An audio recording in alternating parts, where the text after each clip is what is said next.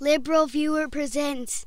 So, the suicide of internet prodigy and information freedom warrior Aaron Swartz last week, in the midst of his fairly bogus federal prosecution for computer fraud, raised a lot of issues for cable news channels to investigate, especially about prosecutorial misconduct, but most of that coverage was fairly superficial when it existed at all, with Fox News broadcasting no stories on Aaron Swartz at all that I saw, while the CNN story I saw was pretty shallow in its reporting of the criminal justice issues, though CNN did at least explain the prosecution of Aaron Swartz resulted from his fight for free information in this clip. The case stemming from Swartz's passionate belief for a wide-open free internet.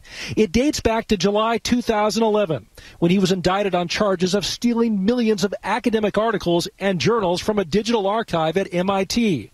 The charges could have landed him in prison for up to 35 years, along with $1 million fine.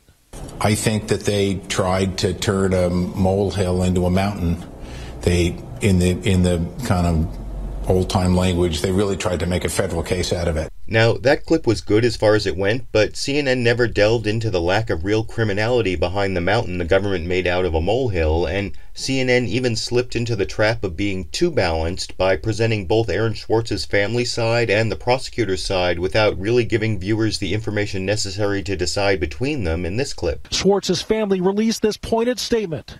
Aaron's death is not simply a personal tragedy. It is the product of a criminal justice system rife with intimidation and prosecutorial overreach. Decisions made by officials in the Massachusetts U.S. Attorney's Office and at MIT contributed to his death. MIT's president says the school is launching an investigation to examine its role in the prosecution.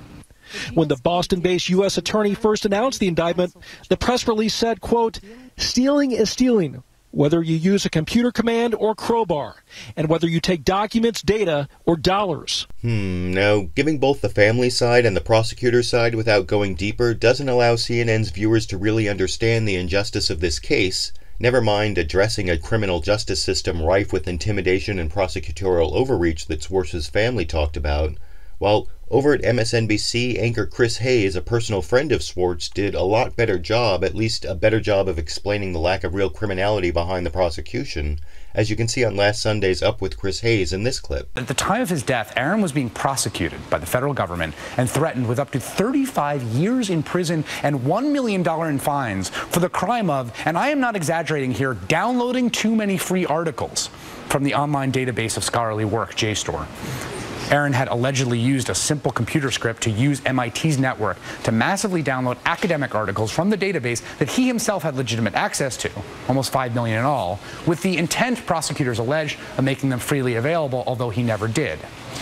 You should know that despite JSTOR declining to press charges or pursue prosecution, federal prosecutors dropped a staggering 13-count felony indictment on Aaron for his alleged actions. That's a much better explanation of the bogus nature of the charges against Aaron Swartz, which are based on a pretty shaky legal theory that violating a website's terms of service can be turned into a federal crime, and Chris Hayes delved even deeper into the injustice of the case against Aaron Swartz, even suggesting possible solutions in this clip. In a statement about his death, Aaron's family and partner wrote, "Aaron's death is not simply a personal tragedy. It is the product of a criminal justice system rife with intimidation and prosecutorial overreach. Decisions made by officials in the Massachusetts U.S. Attorney's Office and at MIT contributed to his death." You should know his death is a good reason to revisit the 1986 Computer Fraud and Abuse Act, the law under which he was prosecuted, since it is far too broad. And it's also a good time to take a hard look at Massachusetts U.S. Attorney Carmen Ortiz, whose office prosecuted Aaron with such recklessly disproportionate vigor and who is reportedly considering a run for governor. So MSNBC's Chris Hayes definitely did a better job than the CNN story of explaining the injustice of the prosecution of Aaron Swartz, and even went so far as to offer the same two solutions for which Aaron Swartz's group Demand Progress are asking people to sign a petition, namely passing Aaron's law to amend the Computer Fraud and Abuse Act and investigating those who prosecuted Aaron Swartz. But to get even deeper to the real root of the problem, I had to go to the non-corporate alternative media, where I found an interview with Aaron Swartz's partner, Stinebrickner-Kauffman, who provided the additional details about Aaron Swartz's view of his prosecutors that you can see here. He hoped that the prosecutor's office would realize that they didn't, he had done nothing illegal. I mean, as he put it as press release, in his the very few press releases and work that he did around this, he likened it to charging somebody for borrowing too many books from the library, which, all of the articles he had the right to access individually. The only confusion here was that he had just accessed a lot of them.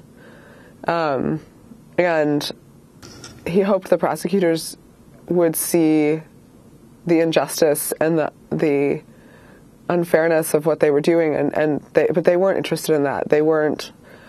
Steve Hyman and Carmen Ortiz's office were interested in winning. They were interested in a notch on their belt. They were interested in taking a scalp, but they weren't interested in justice. They weren't interested in, does it actually make sense for this young man to be labeled a felon for the rest of his life? And that's a key problem at the root of this injustice. Prosecutors more interested in winning and career advancement than their ethical duty to pursue justice, and that's not a problem limited to this case, which was why it was so important Aaron Swartz's family referred to a criminal justice system rife with intimidation and prosecutorial overreach, because after all, Aaron Swartz was a fairly privileged white guy, and there are many underprivileged non-white people victimized by this system rife with intimidation and prosecutorial overreach every day, which is why I was glad to see Aaron Swartz's partner in that Democracy Now! Interview also said this. The third issue is the broader problems in our criminal justice system. Why does someone like Steve Hyman have the power to do this, unbridled power? Why would you charge somebody with up to 35 years in prison if you actually think that all they deserve is 6 months, as the plea deal suggested? That, and this happens to people every day in our system, and most of them have many fewer resources than Aaron. And much less support, and don't have the option necessarily even of considering hiring a lawyer and going to trial over the course of 2 years, and are forced to take the plea deals when they're not guilty or when the plea deals are completely unjust. And I think that we need broad criminal justice reform in this country. We incarcerate more people per capita than any other country in the world, and we don't see lower crime rates because of it. There's justice, and then there's justice, and right now our system does not promote justice. Our system is punitive, our system is Kafkaesque, our system is unfair, and Aaron and millions of other people suffer because of it.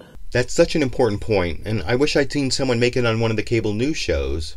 As someone who was a public defender representing poor people charged with crimes for about 5 years in 2 different states, I can testify to the truth about the criminal justice system rife with intimidation and prosecutorial overreach, because I actually saw many prosecutors more interested in winning and career advancement than their ethical duty to pursue justice, and I also experienced the criminal justice system's need for basic structural reforms, like the ones I discussed in my video, 13 Years in Prison for a $146 Forgery is Justice?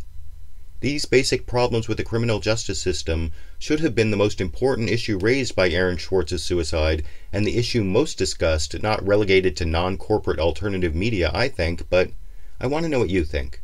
Should journalists, even cable news journalists, have spent more time reporting on the criminal justice system rife with intimidation and prosecutorial overreach exposed by Aaron Swartz's suicide? And regarding the lack of any coverage broadcast on Fox News, does the lack of coverage of Aaron Swartz's suicide on Fox News documented in this video qualify the video to be an item on my Fox News Bias playlist? YouTube, you decide.